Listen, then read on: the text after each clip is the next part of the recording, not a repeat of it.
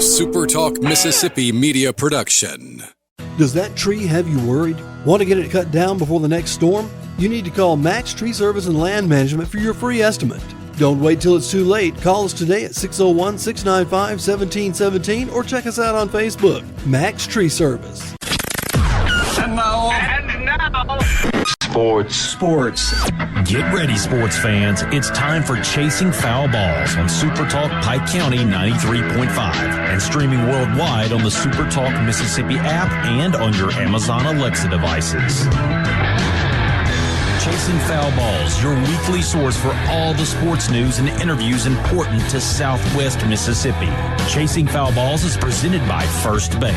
And now, here's your host, Robbie Hamilton. Well, good Friday morning, everybody. Welcome to the Friday edition of Chasing Foul Balls right here on SuperTalk Pike County 93.5. Glad to have you along. Today we have joined us, of course, Mr. Pitts, the retired sports editor of the Daily Journal in North Mississippi. And also we have joined us this morning our buddy Andy Farrell, former assistant basketball coach at Southwest, now the director of basketball operations up at Vanderbilt University, who are now 14-1 on the year after losing to Texas on a Wednesday night. He may not join us anymore after. Yeah, he's going to not call us bad luck. That's what I'm talking about. He may not join us anymore after he lost that game. Mr. Robert Pitts to join us, a retired sports editor of Northeast Daily Journal. A lot to talk about this morning. We've been about 4 weeks behind as far as topics talking about. We took 2 weeks off at Christmas, and then last week with our buddy Reese Duddery, so we'll try to catch up with all we can, and the ones we don't get to today we'll just hold on to, and we'll roll them over to next week, but we'll try the best we can get them all. Don't forget you can listen live if you're not in the radio range or you know somebody. They can just go to SuperTalk Pike County, click on Listen Live up in the right-hand corner, listen to it there, and you can hear the podcast of the program. About 20, 30 minutes after the program, it'll go up on Spotify, Apple, or Amazon. And again, you can keep up all week long with what's going on in sports if you'll just join us on our Facebook page, Chasing Foul Balls. With me this morning, to my right, the professor himself, Mr. Neil Randall. How are you, sir? I'm just right, Robbie. A little chilly this morning, but glad to be here with you guys. How chilly was it? It was about 38 or 39 when I rolled out, but now Farmer Hay over there is probably in the teens when he got up this morning. Yeah, it wasn't quite that low. Wasn't quite that low? I think it was 31 or 32. Yeah. Speaking of Farmer, how are you, sir? Just fine, Robbie. Mr. Richard Hay, glad to have you with us. Let's one thing before we get started. Visitation tomorrow over at Liberty Baptist Church for our buddy Reese Nunnery from 1 to 3. And then the celebration of life will be tomorrow at 3 o'clock at Liberty Baptist Church. So make sure you write that down. Let's go to work, guys. We got a lot to talk about. I sent you a note so you can have a little bit of time to think about this first one. Your favorite 3 ice cream flavors. Who's going first? Oh, I'll go. All right, Mr. Randall, your favorite 3 ice cream my flavors. top of the line is butter pecan. All right, butter pecan. Dutch chocolate. Wait a minute, Dutch chocolate? That's the real chocolate. Okay. And I guess have to go with the old standard strawberry. Just regular strawberry? Well, let me back up. Let me go with. How far will you back up? Not far. All right. I'm gonna go with cherry vanilla. That's one of my favorites. Do I scratch strawberry? Just put them in there together. All right, cherry. Where do you find cherry vanilla at? At any of the local grocery stores. Yeah. All right. But my place, my regular place, doesn't carry it. I understand why. Mr. Hay, I'm sure something of Mississippi State is on this list, but I'm going to let you fly away. Well, yeah, if you say that would change my my favorite. No, it wouldn't change the first one. Mint chocolate chip is my favorite. Mint Chocolate chip. Yoki, gosh, what happened to just chocolate? Go ahead, I'm sorry, my fault. Mint chocolate chip. Now, if you're in Mississippi State and you're going to say Muscadine Ripple. Oh, Muscadine Ripple. That's a standard that they probably sell more of that during football and baseball season than they do any other ice cream. Could you bring some next Friday? Probably not next Friday because I'm not going up to Starkville. Wait till baseball starts. Yeah. I don't think I've ever even heard of it. I tried to get some, He'll start home with a gallon and we'll get here with a pint. Yeah. My next one is what they call, my granddaughters taught me this one. It's called Cookie Two-Step. It's chocolate chip and cookie dough together. Cookie Two-Step. Cookie Two-Step. That sounds like a dance. Well, it might make you do a dance. I don't know. And then the third one, if you want to give me, since you take the Mississippi State one we'll out, give you a fourth. We'll go there's ahead. one, I'd never had this before, but I had it one day at one of the local establishments. It was called birthday cake. Oh, yeah. Oh, gosh. Make a tadpole jump up and slap a whale. But I can eat just about any ice cream. So we had butter pecan, Dutch chocolate, cherry vanilla, mint chocolate chip, muscadine ripple, cookie two-step, and birthday cake as the 7 favorite ice cream flavors. I got a reason for that. I'll get back to it later. Let's move on. Who was the most hated coach when they left? Lane Kiffin or Mr. Mullen? Richard, you state guy. Let's start with that. Is it Lane Kiffin the most hated coach, or is Mullen the most hated coach when he left? It's been a long time since Mullen left. Yeah, but we're not taking it off. When he left, who was the most hated coach? Robbie, that's a tough call because State fans were pretty upset. I don't know if the vitriol and all the lead up to the fact at that time was like it was for Kiffin. I'd probably say Kiffin, but when Mullen left Mississippi State after the couple of years he'd had, it wasn't pretty. Mr. Randall. I'll agree with Richard. When Mullen left State, it wasn't pretty, but I think Kiffin exceeded everything by the way he conducted himself, and he just did not do. He was not a class act. And you got to remember, there weren't a lot of the dynamics with Mullen as there are now. The NIL and the transfer and the portal and everybody trying to get players from everybody. So you didn't have that, which I think just added fuel to the fire. And continues to do so. Was it the fact that either coach left, or was it the fact of how both coaches left that caused the problem? I'd say it's how they left. Yeah, absolutely. How they left. Yeah. Well, we've had some high school basketball tips around here lately, and we've had some recruiting problems with Jackson Academy. Are high school problems that you're hearing about now, did they happen before and we just didn't have the internet to tell us 10 minutes after it happened? Or did we just didn't have all these problems before? Mr. Randall, you're the school man. Did we have all these problems before, or is it just we didn't know about them? I think you had a smattering of them. I don't think you had them to the extent that you're having them today. And I think it's a reflection on our society and the attitudes that we get from our leaders and our news media. I think it just adds fuel to the flame over and over and over.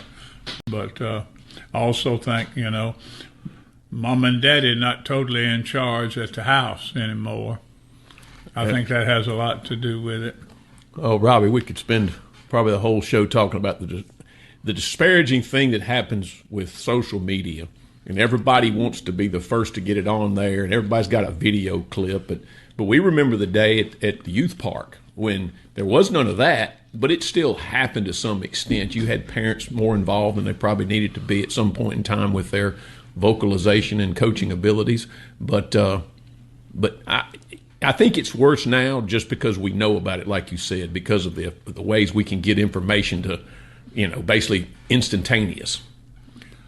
Were parents as much involved in the TIFs 10 years ago as they are today? For example, on the one we've had lately around here, you saw people actually climbing over the rails to get on the floor where the kids were getting into it. Did we have parents as involved in the TIFs then, or did they take better care of themselves, or is it just, again, you just didn't know about it then? I think it's accelerated. That TIF down at South Pike. I mean, that's a pretty good jump to come out of those stands down onto the court. And I don't understand the mindset, but I think it has to do with media, and I think it has to do with what you see on social media. But a TIF was usually broken up very quickly on the floor, and I don't remember many TIFs in football. Maybe one back in the 80s, but it didn't last very long. The coaches and the officials took care of it. But when the stands pour out, the people in charge are vastly outnumbered. And in this day of of litigation, the people in charge have to be careful how they react. College football. Is college football nowadays, Richard, pro football without guardrails? Yes.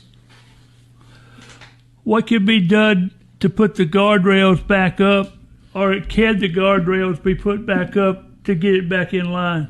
I don't think the level of the guardrails can be put up to get it back like it was. I mean, they supposedly shortened the time frame and put it after the championship games, what I saw come out of the meeting the other day. But what's that going to change? The horse is out of the barn, as we say. And when you get to let a bunch of wild horses go, it's hard to get them all back in. And I just don't see it, because we got players signing contracts, we got buyouts being involved. I was listening to the radio the other day, and I didn't know if they were talking about a pro football player or a college player with buyouts and who wanted to pay the buyout and who didn't. I just don't know where you go from there. I agree. I think, as you say, the horse is out of the barn. The NCAA is a toothless tiger. I'm not even sure it's a tiger anymore. No respect. College football, as Robbie mentioned, is almost like pro football now. I mean, you're paying players. You got the 4 or 5 positions that command the big dollars, just like the pros. The only difference is right now, the main difference is collective bargaining. And none of the colleges, they don't want that. So unless the TV people or the people that run the college football playoff lay down some guidelines to say, no, you do this, you can't be in our playoff. Because unbeknownst to a lot of people, the NCAA doesn't run that. Yeah. Okay? They run baseball and basketball. What was that football. word again? Unbeknownst. Oh, okay. You know that. You got that in vocabulary in East McComb. No, we didn't go that far in East McComb. The Kennedy School didn't go to unbeknownst. I can promise you. Well, a lot of y'all were unbeknownst. We were all unbeknownst. Not some of us who were all unbeknownst. That's what we were. Whew, man, I didn't realize on a Friday morning we could get to unbeknownst. Never know. I'm going to write that one down, look it up, just see what's sure. Point shavers, guys, all of a sudden, here we come again. College has got a little tiff going on where they got about 20 folks this time that they'll charge with a point shaving. Can't be surprised when gambling gets into college. When money's put in front of young guys, that they can make it easy. All they got to do is miss a free throw here or throw a pass away there. We're not really surprised, Richard, are we, that we having some problems with point shaving with the way gambling now is available? None whatsoever, Robbie. I mean, you got the thing that blows me away is some of the people involved at the high level are millionaires already, that they made their millions playing athletics, and now it's trickling down into gambling and the point shaving and all that goes on with that. And it's because just what you said, the money involved now, it's And of course, you're playing players, so they've got money a little bit, and they want to make more. Well, school won't give it to them. Maybe they just decide to fix a game. Well, we've had point shaving scandals before. We go back to Jerry Graves. We go back to Alex Groza, 100 years ago. Black Sox. Black Sox. But this, to me, these prop bets are one of the big problems. Bet on how many rebounds or how many points or assists a given player is going to get. Well, it seems to me that'd be pretty easy to alter without getting any notice. But you can place a bet online. You can place, you can go anywhere and place a bet. I mean, it's not just who's going to win or lose. We'll continue after we visit with our guests. I got some more things I want to get to. Community college basketball last night. Southwest men and women pick up a pair of victories on the road up at the Gymatorium at Hines. Ladies win 71-58. They pushed their record to 5-9. They're 1-0 in the division. The men win 82-72 last night. They're 7-10 now of the year, 1-0 in the conference. Southwest hits the hardwood again on Tuesday. Since Monday is Martin Luther King Day, no basketball at community college. Tuesday, Gulf Coast makes the trip up to Southwest to the basketball center to take on the Bears. And Colin men and women win last night up in East Mississippi. The men won a close one, 69-68. Colin men 9-6 on the year, 2-0 in the conference. They host Holmes on Tuesday. Also, the women won a close one, 49-45. Coach Britta Stevens and her Lady Wolves are 10-3 on the year now, 2-0 in the conference. Again, they'll play Holmes up at Mullins Gymnasium on a Tuesday night. We'll come back. We'll visit with our buddy, Mr. Pitts, right after this timeout.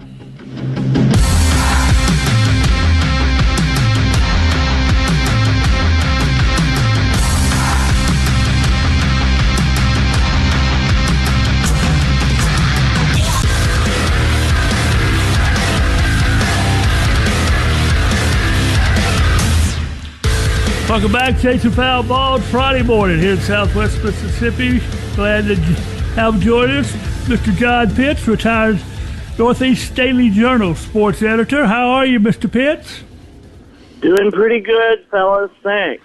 How is it being a retired sports editor? Well, let me make something clear here. All right. I got retired. Oh, you got retired. That is a difference than retiring. I turned 65 and I got retired. Was that a have to? By the company? Did the company have a have to retire at 65? 65. So, I'm living the life though, man. I mean, I fiddled around with the Corinth paper a little bit here and Magnolia Tribune a little bit, but mostly now I just enjoy hanging out here at our home in Corinth, and I've got unlimited entertainment with three cats. You are loaded with entertainment if you have three cats. Let me ask you this: when you were with the Daily Journal, you had some really good sports writers. One from our area, Mr. Gene Phelps, covered the high school for you. One of our buddies, Mr. Alford, covered one of the major teams for you. You really had some good sports writers at the Daily Journal, didn't you? Greg Ellis was there, and Brad Locke, who came in. And some other guys that were a little more transient, and even, I'll admit it, Brandon Walker even worked there for a while. Brandon tell you like it is, Walker? Yeah, I don't know about all that. But, look, I don't begrudge him any success. I don't ever begrudge anyone any success. So, good for him. Is Coach Signetti the next Saban? I suspect, Yeah. I really like his temperament, if that's what you want to call it. There's this joke meme going around of it's the same picture Signetti 12 times, and it's like after a touchdown, after a punt, after a turnover, he commits to the bit. I think someday he'll make a lot of money in Aflac commercials.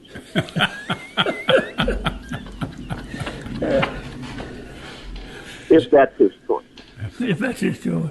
John, this is Neil Randall. Let me regain my composure after that last one. What is your take on the state of college football and athletics at this point in time here in January of 2026? It's a mess. Do you? The big basketball just did a smart thing, and they voted to move the transfer portal to immediately after the Final Four. And college football has got to get this calendar straightened out. I do not have a magic bullet solution for it.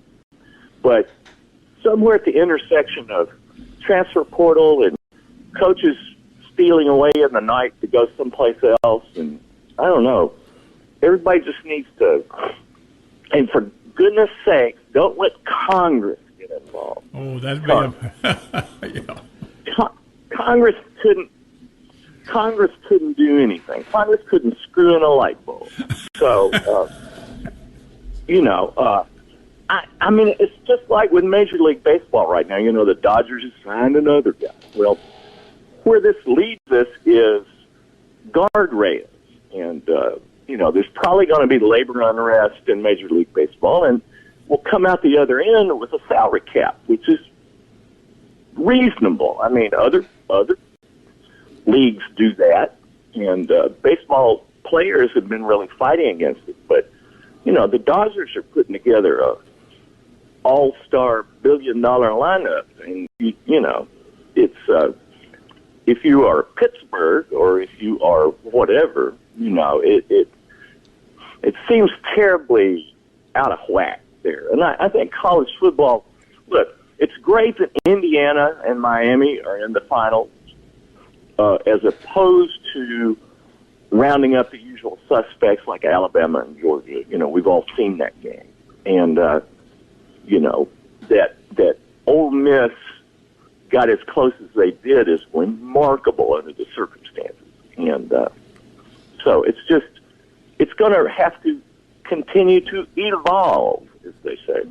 Well, one of the statements you hear, John, is college football is pro football without guardrails. Is that a pretty fair statement? I like that. Yeah. I mean, pro football is a very clear understanding of what you get paid when you get drafted, and when you can get your contract extension and stuff. And I think college football right now a little bit of the wild, wild west. John, this is Richard Hay. We just watched a tremendous run by Ole Miss, and your coverage for the northeast part of the state for many years. Put into context what this year meant, where it ranks maybe as all-time great teams or seasons, but just talk about the run and where they stand now, this team that came within a game of playing for a national championship. Well, it was such an amazing soap opera to begin with. And, I mean, Lane Kiffin wanted it to be a soap opera. I mean, that's the only explanation I can give you. I kept thinking about remember Steve Fisher at Michigan? Right. And how, the coach left and they go on this magical run. And I just think there's some stories that I really loved during my time. State and Ole Miss both winning national championships in baseball. That was great. Itty Bitty hitting that shot to beat Connecticut in the women's basketball in that zillion game winning streak they had. But this is right up there. This is about the darndest thing. And, I do not know if Golding is going to be a good head coach for the long run.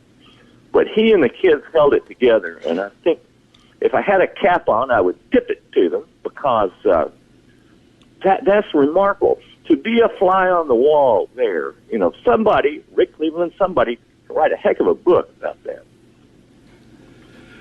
12, 16, or 24 teams in the college football playoffs. What do you see happening?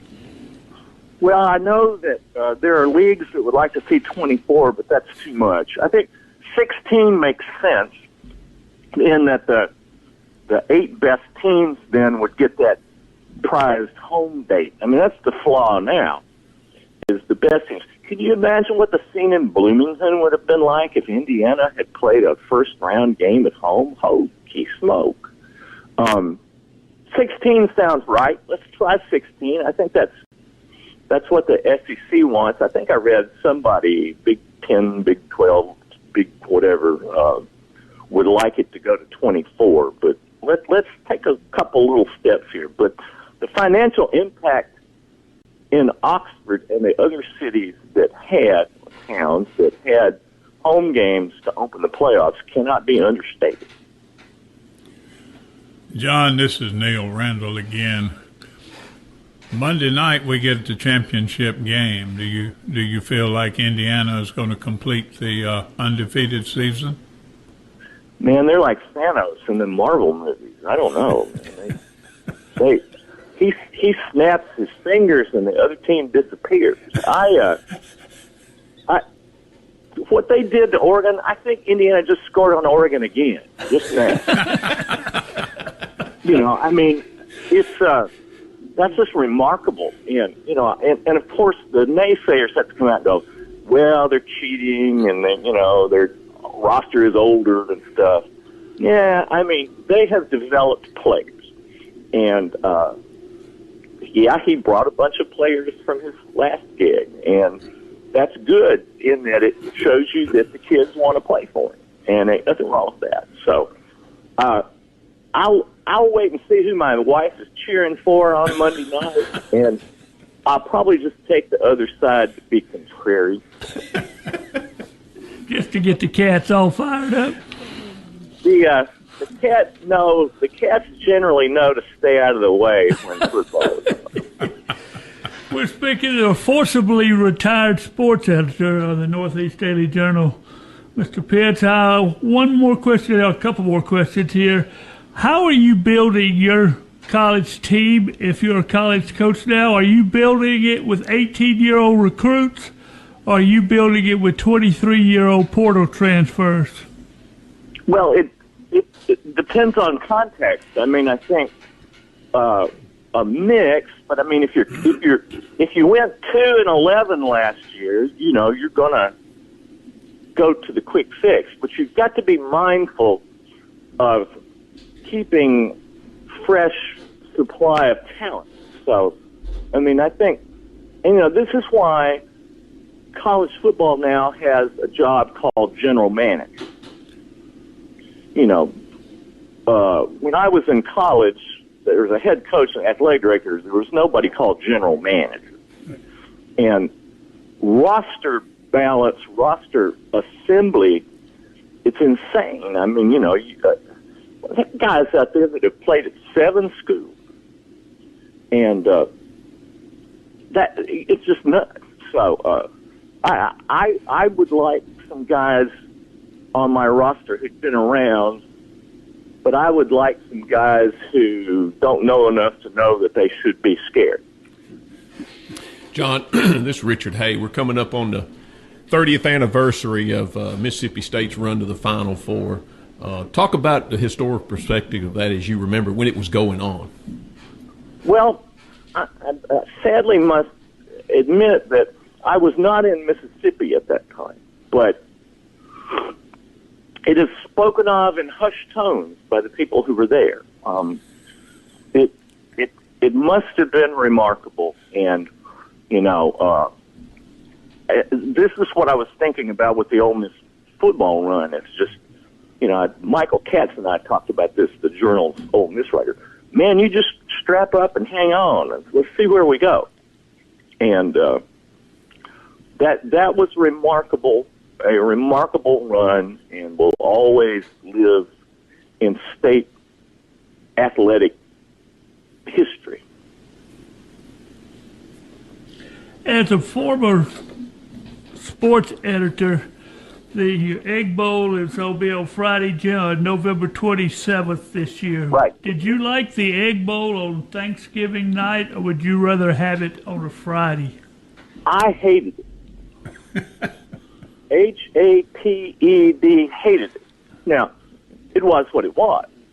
But, you know, I'd like on Thanksgiving drive up to Tennessee and see some of my kids, you know, and hell, I'm racing back to Tupelo, you know, and try to get there before the game kicks off. And, no. Friday early, it's fine with me. I just, you know, everything's about deadlines from my perspective. So, no, I did not like, you know, you're already full of turkey and drowsy, and now you go drive home and have to get the paper finished. No, hated that. Final question. 4 through 9 is what we're changing. It used to be 4 games to be a red shirt. Now they'll want to change it to where you can play up to 9 games and still have a red shirt. Is this basically all we're saying is let's play 5 years for 5 years? That seems to be where it is headed for some, yes. I know there was some adverse court ruling yesterday, something, but somewhere along the line, the 5 for 5 thing came up, and I don't know. I hadn't really dug real deep into it. I'm still trying to figure out how the Vandy kid thinks he should get another year. I mean, I don't mind it. Well, but you got to play it 5 years, 6 years, 7 years. It's amazing how long they're playing college football now. Right. You know, next thing you know, Aaron Rodgers will be starting for Kentucky. He'll retire from Pittsburgh and go make real money being a college quarterback, huh? Right. I tell you what. But if you make it 9 games to be a red shirt, that means that you have to sit out. If you're in the Southeastern Conference, that means you only sit out the 3 non-conference games. Right. You can play in the 9 conference games and still consider yourself a red shirt. Man, come on. Let's just go ahead and say play 5 for 5 and be done with it. Yep. Well, flip a coin, I always say, if you can't figure out what else to do. If you see our buddy Gene Phelps, tell him we said hello. Good friend of ours, and we sure like the fella. He's a tremendous gentleman, and saw him in Paris recently in Corinth, and it was really nice to see them. Well, John, thanks for taking your time on a Friday morning to get up and join us. Go back to bed and enjoy yourself. Oh, no, I've been up a while. John Pitts. John Pitts joining us on a Friday morning. Thank you, sir. We sure appreciate it.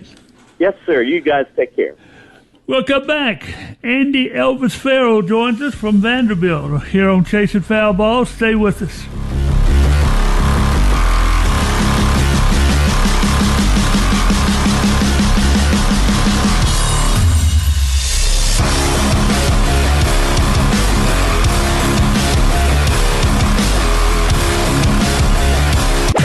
Sports. And now sports.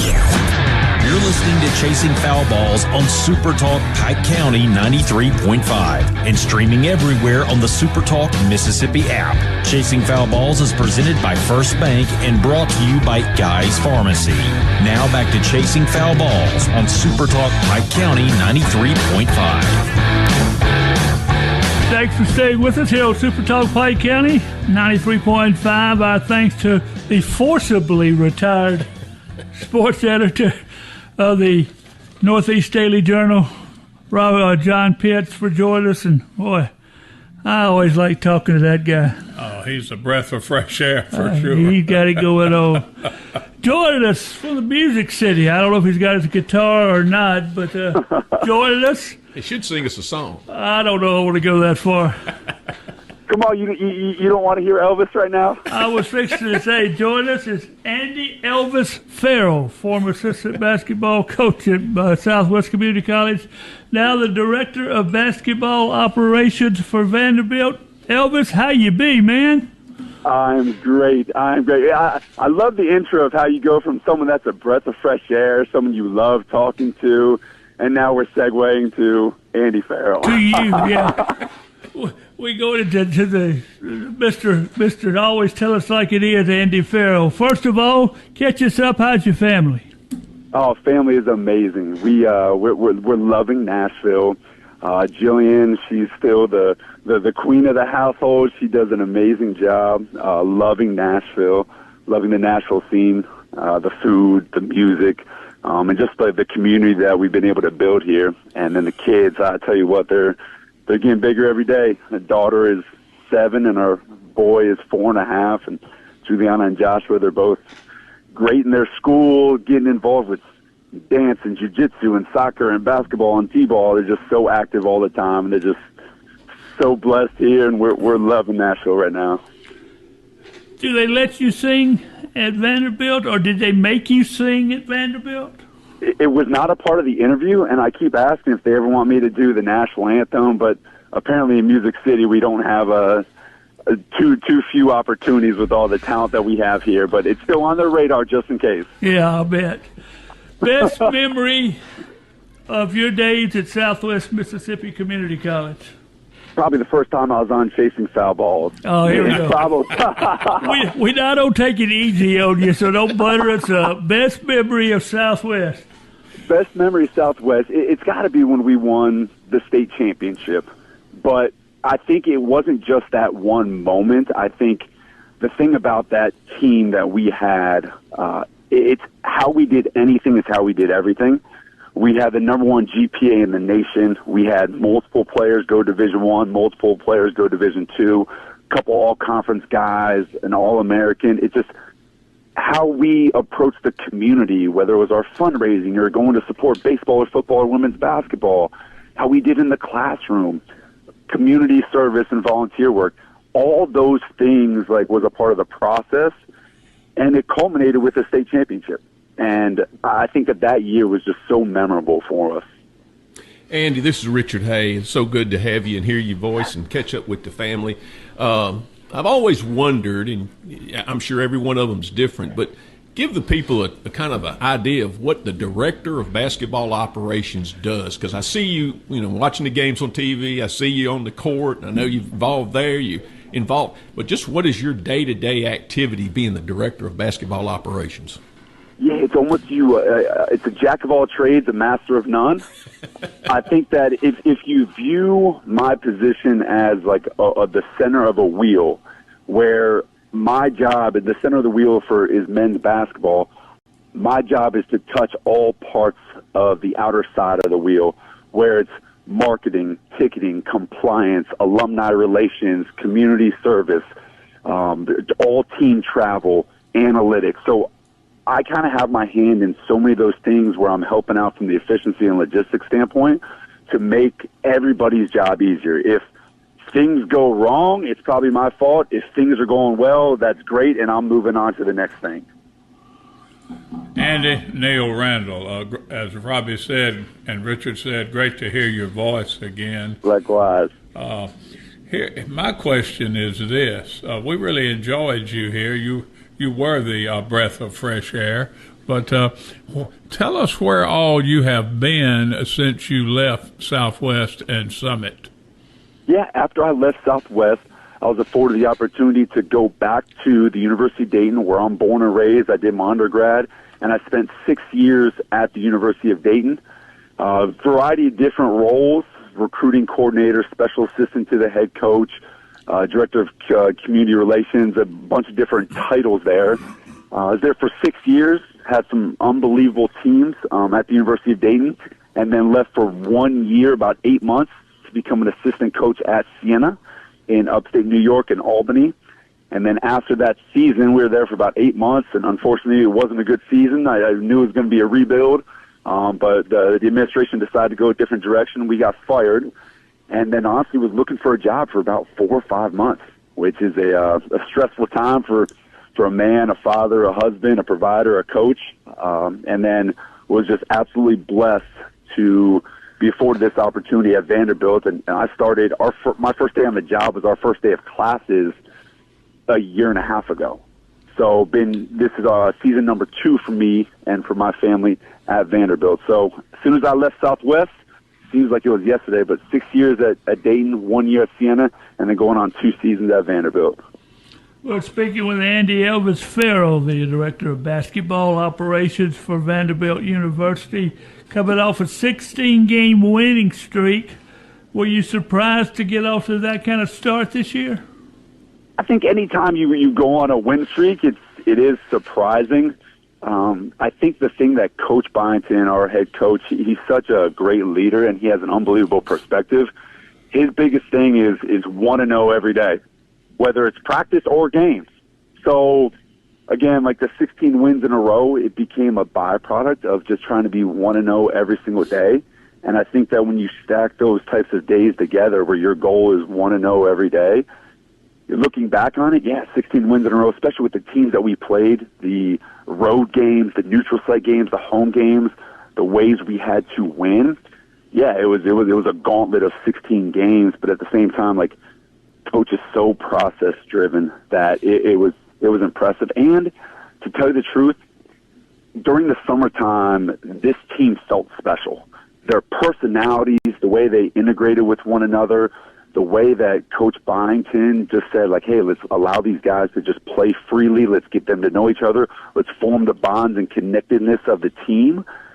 There was something special about it. And I compared it a lot to the 2019-2020 team I was able to be a part of at the University of Dayton, where we were 29-2, number 3 team in the country, projected number 1 seed, National Player of the Year, National Coach of the Year. There was a lot of similarities just with not just the talent, but there was just something there, the connectedness of the team, the versatility we had in terms of players and how we could play. So I had a sense that we had a chance, but you don't want to jinx it, and at the same time, it still is a long season. We're not even at the halfway point of the season. So, again, it's 16-0 to start, 16-1 now, but the biggest thing is be 1-0 today on Friday. Andy, this is Richard Hay once again. Talk about your team. I've enjoyed watching y'all when you've been able to catch you on TV. You seem like you have a disciplined team, but you're led by a great point guard. And we all know when you get to tournament time, your backcourt and your point guards, especially the one that handles the ball mostly, has got to be the one in tune with everybody. It just seems like he makes everybody better. Yeah, Tyler Tanner. He's an unbelievable young man. He's a heck of a player. So as a freshman last year, he played a good amount. He didn't start. He wasn't our leading scorer. He didn't, none of the stats jumped off the sheet to the common fan, but the stat that did jump off was he played the most minutes on our team last year as a freshman in the last 4 minutes of games where games were decided by 10 points or less. So, he had trust from the coaching staff throughout the course of the season, and he really took that next step when he was afforded more opportunities. And in all honesty, Coach Byington empowered him to be more aggressive, to make more decisions. And his habits, his work ethic, his leadership, all those things he has. As a point guard, he has all those things. So when he's got the ball in his hands, he's not selfish. He makes the right reads. He's practiced and rehearsed the right things on film, on the court, in individual workouts. So he does such a great job. And in addition to that, he has a counterpart, because we really play multiple guards on the court at the same time, Duke Miles. Duke is a 50-year basketball player. He's seen a lot of things. They defer to each other all the time, and both of them are fine allowing the other person to have the ball in their hands, to make decisions, to make plays. Okay, you're going, I'm going to let you have the ball. They're really guarding me a certain way. I'll take the ball, and then you can be a recipient. So those guys really play well off of one another. Again, it's a testament and credit to the character of guys that we brought in, their unselfishness, and then, again, they're really, really talented, so that helps too. Andy, this is Neil again. You were at Dayton in the Atlantic 10, which is a really, really good basketball league, and now you're down here in the SEC. What are your impressions of the Southeastern Conference basketball competition? Yeah, so luckily last year, being my first year in the SEC, it was the best conference in the history of college basketball. And, like, when I got here, I thought it was going to be really, really good, but statistically and living through it, it was literally in the history of college basketball. It was the hardest and most competitive league ever. So I think that people were like, oh, the SEC can't be as good this year as it was last year. Well, yeah, because it was historic. It was over hundreds of years and hundreds of teams and hundreds of leagues. It was number one. So, yeah, it may not be the best all time anymore, but it's still the best conference in college basketball right now. And it's impressive. Every single year you're playing against NBA players, All-Americans, Hall of Fame coaches. It's fun from a basketball connoisseur standpoint where it's just like, man, like, this is just great ball. And for me as a young coach, I think I'm still young at least, I'm watching, I'm scouting, I'm doing all these things where I'm learning, oh, that's a cool wrinkle. Oh, I've never thought about that before, offensively, defensively, matchups, zone, whatever it may be. Like, I'm still learning a ton just by watching these unbelievable coaches and unbelievable teams perform. And I wouldn't be surprised if we get 12 teams in the NCAA tournament again this year because of how competitive it is. And again, it's the number one ranked conference in the entire country still. Did you use the word connoisseur? See, my vocabulary has developed a little bit more since being in Nashville, too. That's what a decade of time elapsed will do for me. Connoisseur. But I tell you what, I like that one. That's a nice word, Andy. Thank you. You building your team through the portal, or are you building your team through high school recruiting? A little bit of both. I think that our approach is find the right guys, whether it's the high school guys, the portal guys, but really the premium that we put in the off season last year was retaining the right guys. So I think everything started with that. That had to be our foundation, and that's what our focus was the retention of the players that we knew were going to be the backbone and cornerstone of what we're trying to do. And we were 3 out of 3. Like, we retained 3, like, rock star basketball players, but just unbelievable human beings. Tyler Tanner, Tyler Nickel, Devin McLaughlin. Those were the 3 guys on our team last year. And then we retained 2 walk-ons as well. And those guys help day-to-day. They help culture. They know our standards. They know the expectations. So we really put a focus on the retention of the players that we know fit what we want to do. We had a couple freshmen sign that we thought were going to be good pieces, and then we went portal. How we're building next year's roster, I would assume it's going to be the exact same way. We've already signed a couple of freshmen. We're going to try to retain the players that we have returning eligibility, and then we'll supplement it with the portal. So I think when you do that, you already have your foundation, and you're really, really vetting what you need from a talent, but also a character standpoint. Like, the guys that we have on our team right now, my kids draw pictures for every single game. We have recruiting visits, and my families come to the breakfast to hang out with the guys. And, like, I don't know where my kids are sometimes because they're playing with our players in the locker room or on the court or doing some different things. Like, they're just so great to be around that, like, I want my family, I want my kids around them a lot. Final question, how's the family back in Dayton?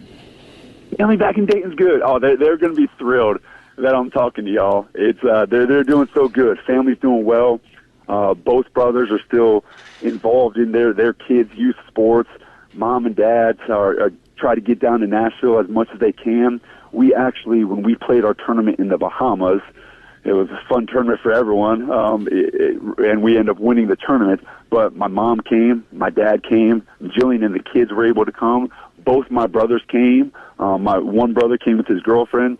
My other brother came with his wife and 3 kids. So we had a whole Farrell contingency in the Bahamas during Thanksgiving, which was incredible. So I appreciate you asking. So y'all were a connoisseur of basketball that week, huh? We were connoisseurs of good weather and basketball that week, to say the least. Andy, we sure appreciate it. Thanks for taking the time to be with us this morning. Good luck to the Commodores. I appreciate y'all. So good to hear from you, and my heart is still deeply rooted there. I appreciate how you guys just welcomed me in the community and helped develop the young man that I was to the young man I still am today. Thank you, Andy. Appreciate it. We'll talk to you later. Take care, guys. Thank you. Coach Andy Farrell, the Director of Basketball Operations at Vanderbilt University. Man, he's a quality guy. I wonder if he can spell connoisseur. If you go to Dayton and if you're at Vanderbilt, you got to be able to spell connoisseur. You think that's a prerequisite? Oh, it's probably on the test. Yeah. Yeah. Probably on the Y'all test. had to learn how to spell that at State, didn't you, Richard? No. Maybe in some classes they did, but not the ones I took. Not at the barn. You had to learn milking. That's right. That was the key word. Yeah. That'll about wrap us up on this Friday morning. Thanks to John Pitts for being with us, Andy Farrell for joining us. Had a good morning. Don't forget, tomorrow 1 to 3 will be the visitation for Reach Nundry over at Liberty Baptist Church. 3 o'clock will be the celebration of life. We hope to see y'all all over there. No doubt about it. The ice cream question? Yes, sir. All goes back to the same thing. Everybody has a different flavor. Everybody has a different taste. But when you ask these questions, it all goes the same way. Everybody has a different viewpoint on why we do this or why did they do that. That's just the way sports is today. My difference would be you can't have bad ice cream regardless of the Well, a lot of people flavor. think you can't have a bad decision. You know, it's either this or that, and that's the way it is. We'll come back. We'll keep going through some questions we sure didn't get through today. We'll be back next Friday morning, 9:06, chasing foul balls on SuperTalk Pike County.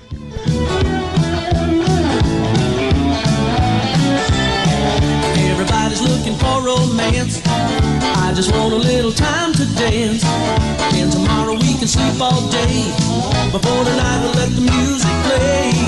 You remember how it used to be. I love the way that you would dance with me. Rocking and rolling till the clock unwinds. And then we'd holler out one more time. Don't turn out the lights, the party ain't over. Well, the band just started to play my favorite song. I just found my baby and I want to get a chance to hold her. So don't turn out the lights, the party ain't over. I said don't turn out the lights. Don't turn out those lights. Don't turn out the lights, the party ain't over. A SuperTalk Mississippi media production.